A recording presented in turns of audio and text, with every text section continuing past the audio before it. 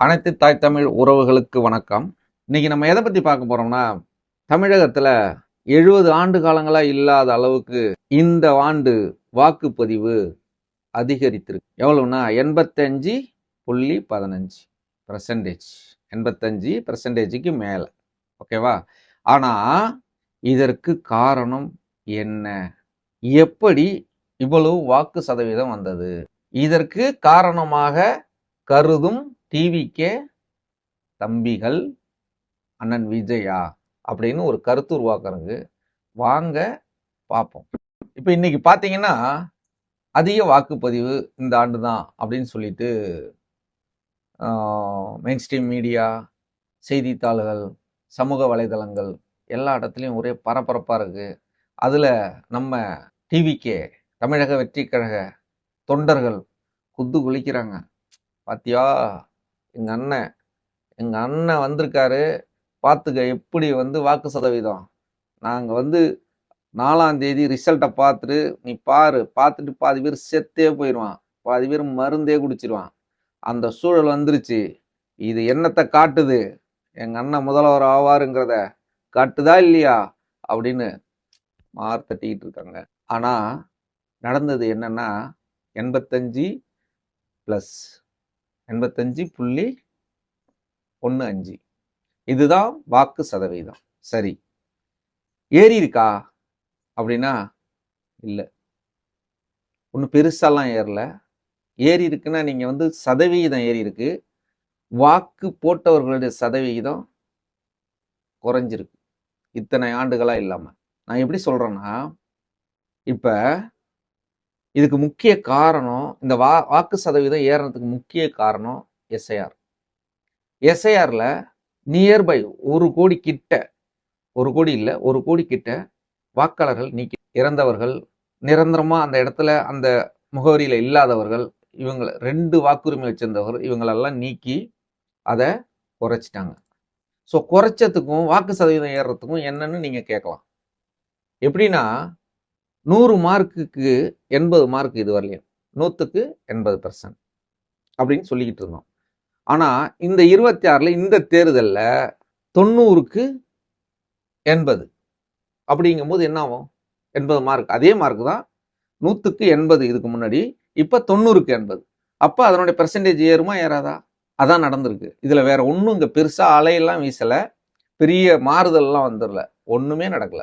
இன்னும் சொல்ல போனா வாக்கு சதவீதம் குறைஞ்சிருக்கு, வாக்காளர்கள் வாக்களிச்சவங்களுடைய எண்ணிக்கை குறைஞ்சிருக்கு, சதவிகிதம் ஏறி இருக்கு. இதுதான் நடந்திருக்கு. இதுல நாங்க எங்களால தான் நடந்துச்சு, அவங்கெல்லாம் அவுட்டு, அவங்களுக்குலாம் முடிஞ்சிருச்சு, அவங்கெல்லாம் மூட்டையை கட்டிட வேண்டியதா அப்படிங்கிறதெல்லாம் சும்மா அறியாமையினுடைய உச்சம், அவ்வளவுதான். ஏன்னா அரசியல் புரிதல் இல்லைன்னு தான் சொல்லணும். கண்டிப்பா விஜயனுடைய வாக்காளர்கள் யாருங்கிறது எல்லாருக்கும் தெரியும். சினிமா பின்னணியிலிருந்து வந்தவங்க, சினிமா பார்த்து வளர்ந்த பிள்ளைங்க, அரசியல் பார்த்து அரசியலை தெரிஞ்சுக்கிட்டு வந்தவங்க சத்தியமா கிடையாது. ஏன்னா எனக்கு தெரிஞ்ச நண்பர்கள்ட்ட, உறவினர்கள்ட்ட, டிவிகேவுக்கு வாக்களிச்சவங்கள்ட்ட நான் கேட்ட கேள்வி ஒன்னே ஒண்ணுதான், ஏன் நீங்க விஜய்க்கு வாக்களிச்சு? ஒரு சேஞ்சுக்காக, ஒரு மாற்றத்துக்காக. ஸோ என்ன மாத்திடுவாரு? பிரச்சனை இல்லைப்பா, எல்லாம் இப்படியே போட்டுட்டு இருந்தோம்ல, மாற்றி தான் போட்டு பார்ப்போம். எனக்கு ரொம்ப பிடிக்கும் விஜய, அதனால விஜய்க்கு போடலான்னு போட்டேன். எல்லாரும் சொன்ன ஒரே வார்த்தை இது மட்டும்தான், இல்லை இவர் வந்தா இது நடந்துரும், பெரிய தொழில் புரட்சி வரும், விவசாயிகள் கண்கலங்காம சந்தோஷமா இருப்பாங்க, வேலை வாய்ப்புகள் பெருகும், இந்த பள்ளிகள்லாம் இது மாதிரி இருக்காது, இந்த பாலியல் வன்கொடுமை சீண்டல்லாம் இருக்காது, மதுவெல்லாம் ஒழிஞ்சிரும், அழிச்சிருவாரு அப்படின்லாம் ஒன்றும் இல்லை. விஜய் எங்களுக்கு பிடிக்கும், ஏன் ஒரு தடவை போடக்கூடாது அப்படின்னு போட்டு பார்க்கும் அப்படின்னு போட்டிருக்காங்க. இவ்வளவுதானே தவிர இங்க ஒன்றும் பெருசா மாறுதல் வந்துடும். விஜய் வாங்குவார், ஓட்டு பெர்சன்டேஜ் வாங்குவார், எல்லாரும் வாங்கின மாதிரி. ஐயா விஜயகாந்த் வாங்கினாரு 8%க்கு மேல, ஐயா சிரஞ்சீவி 16% கிட்ட வாங்கினாரு, அது கூட வாங்கலாம், வாய்ப்பு இருக்கு. 16% கூட வாங்குறதுக்கு வாய்ப்பு இருக்கு, இல்லைன்னு நான் சொல்லலை. ஆனா வாக்கு சதவீதம் ஏறுறதுக்கு விஜய் காரணம் அல்ல. விஜயனுடைய வாக்கு சதவீதம் ஏறும், அதிகமா வரும், அதுல மாற்றுக்கிறது கிடையாது. ஆனா விஜயாலதான் வாக்கு சதவீதம் ஏறுச்சுன்னு சொல்றதே தப்பு. அது மிகவும் தவறான ஒரு கருத்து, அப்படிதான் நான் பாக்குறேன். ஏன்னா இதான் விளக்கம். இது ஏன்னா உங்களுக்கு தெளிவான இதை நான் சொல்லியிருக்கேன். ஏன்னா 100க்கு 80 மார்க்கு, 90க்கு 80 மார்க்கு. அப்ப என்ன ஆகும்னா இதனுடைய பெர்சன்டேஜ் 80% கூடும். அவ்வளவுதான், வேற ஒண்ணுமே கிடையாது. ஸோ அதனால எங்களால தான் அது நடந்துச்சு, இங்க பாதி கட்சி காணாம போயிடும் அப்படிலாம் ஒன்றும் கிடையாது. வாக்கு பிரிப்பாரு. ஆனா அதையும் தாண்டி வைட்டமின் பலமா பாஞ்சிருக்கு தமிழகத்துல.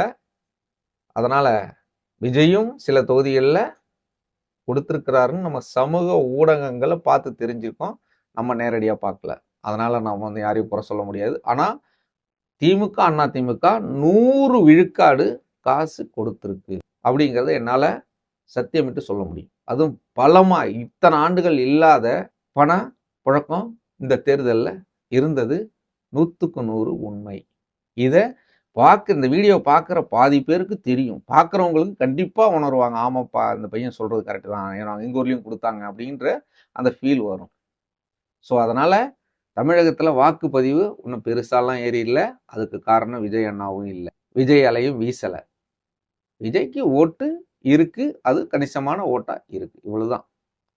அதனால ரொம்பலாம் ஐயோ அப்படி ஆயிருமோ இப்படி ஆயிருமோலாம் பயப்படுறதுக்கு ஒன்றும் இல்லை. நத்திங். நம்ம அடுத்தடுத்த வீடியோக்குள்ள இன்னும் சில பல கருத்துக்களை பார்ப்போம். நன்றி, வணக்கம்.